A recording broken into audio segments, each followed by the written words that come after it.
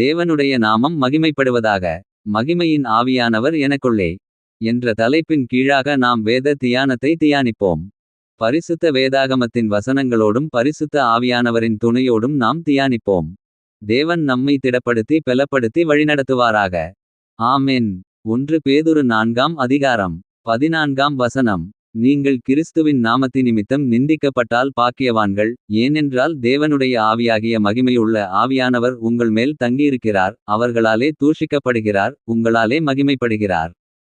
கிறிஸ்துவுக்குள் அன்பானவர்களே, தேவனுடைய சித்தம் செய்து தேவனுடைய நாமத்தின் நிமித்தம் நாம் நிந்தைகள், அவமானங்கள், வெட்கங்கள், தூஷணங்கள் நம் வாழ்வில் ஏற்படும்போது அதை சகிக்கத்தக்கதாக பெலன் நமக்கு பரிசுத்த ஆவியானவர் தருகிறார். நம்முடைய வாழ்வில் நம்முடைய பாவங்களுக்காக இயேசு சிலுவையில் தம்முடைய விலையேறப்பெற்ற இரத்தத்தை நமக்காக தந்து நம்மை மீட்டார். அவர் நம்முடைய பாவங்களுக்காக, மீறுதல்களுக்காக, அக்கிரமங்களுக்காக தம்மை முழுமையாக அர்ப்பணித்தார். அவரை சுற்றி நிந்தைகள், அவமானங்கள், தூஷணங்கள், பழி சொற்கள், கேலிகள் அவரை சுற்றிலும் எழும்பின. அனைத்து விதமான வார்த்தைகளையும் இயேசுவானவர் கேட்டு அதற்கு அவர் கோபம் கொள்ளாமல் சாந்தத்தோடு தாழ்மையோடு சகிப்புத்தன்மையோடு தம்மை சிலுவையில் முழுமையாக ஒப்புக்கொடுத்தார். யாக்கோபு 4ஆம் அதிகாரம் 10ஆம் வசனம். கர்த்தருக்கு முன்பாக தாழ்மைப்படுங்கள், அப்பொழுது அவர் உங்களை உயர்த்துவார். கர்த்தருக்குள் பிரியமானவர்களே, தேவன் இயேசு கிறிஸ்துவை சிலுவையில் ஒப்பு கொடுக்கும் பொழுது இயேசுவானவர் நம்மை தேவனோடு இணைக்கத்தக்கதான சந்தோஷத்தின் பொருட்டு தம்மை முழுமையாக தாழ்த்தினார். வசனம் சொல்கிறதே கர்த்தருக்குள் தாழ்மைப்படுங்கள் என்று. நம்முடைய வாழ்வில் நாம் தெய்வபயம் உள்ளவர்களாகவும் தேவனுடைய வார்த்தைக்கு கீழ்ப்படிந்தவர்களாகவும் நாம் இருக்கும் பொழுது, நம்முடைய வாழ்வில் நாம் தாழ்மையோடு காணப்படும் பொழுது தேவன் நம்மை உயர்த்த வல்லவராக இருக்கிறார். 1 பேதுரு 3ஆம் அதிகாரம் 4ஆம் வசனம்.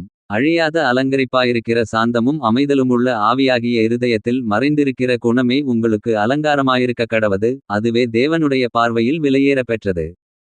அழியாத அலங்கரிப்பாகிய சாந்தமும் அமைதலமான ஆவியை நாம் இருதயத்தில் தரித்து கொள்வோம். தேவனுடைய பார்வையில் அது விலையேற பெற்றதாய் இருக்கிறதே. 2 கொரிந்தியர் 4ஆம் அதிகாரம் 6ஆம் வசனம். இருளிலிருந்து வெளிச்சத்தை பிரகாசிக்கச் சொன்ன தேவன் இயேசு கிறிஸ்துவின் முகத்திலுள்ள தமது மகிமையின் அறிவாகிய ஒளியை தோன்ற பண்ணும் பொருட்டாக எங்கள் இருதயங்களிலே பிரகாசித்தார். நம்முடைய வாழ்விலும் தேவனுடைய மகிமையின் ஆவியானவர் நம்மை வழிநடத்த சித்தமாக இருக்கிறார். நம்மை நாம் முழுமையாக அர்ப்பணிக்கும் பொழுது, தேவனுடைய ராஜ்யத்தை நாம் கட்டும் பிள்ளைகளாக எழும்பி நிற்கும் பொழுது நமக்கு அவர் துணையாக வருகிறார். இருள் அனைத்தையும் நம்முடைய இருதயத்தில் இருந்து போக்கி வெளிச்சத்தை தந்து நம்மை பிரகாசிக்கிறவர்களாக மாற்றுகிறார். நாம் அவருடைய வல்லமையை, மகிமையை, மகத்துவத்தை தரித்து கொண்டவர்களாக நாம் அவருடைய சித்தத்தை செய்வோம். நீதிமொழிகள் 11ஆம் அதிகாரம் 30ஆம் வசனம். நீதிமானுடைய பலன் ஜீவவிருட்சம், ஆத்துமாக்களை ஆதாயப்படுத்திக் கொள்ளுகிறவன் ஞானமுள்ளவன். கிறிஸ்துவுக்குள் அன்பானவர்களே, நாம் மகிமையின் ஆவியை தரித்து கொள்ளத் தக்கதாக சாந்தத்தோடும் சகிப்புத்தன்மையோடும் தாழ்மையோடும் காணப்படும் பொழுது நம்முடைய வாழ்வில் தேவனுடைய சித்தத்தை செய்வோம். ஆத்தும ஆதாயம் செய்ய தக்கதாக அவருடைய கிருபையின் கரம் நம்மை தாங்கி வழி நடத்தும், நம்மை பெலப்படுத்தும். தம் சபையை கட்ட தேவன் நம்மை அழைத்திருக்கிறார். அவருடைய ராஜ்யத்தை நாம் எழும்பி கட்டுவோம்.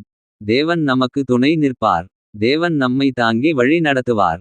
மகிமையின் ஆவியானவர் நமக்குள்ளாக தங்கி இருக்கிறார். ஆமென்.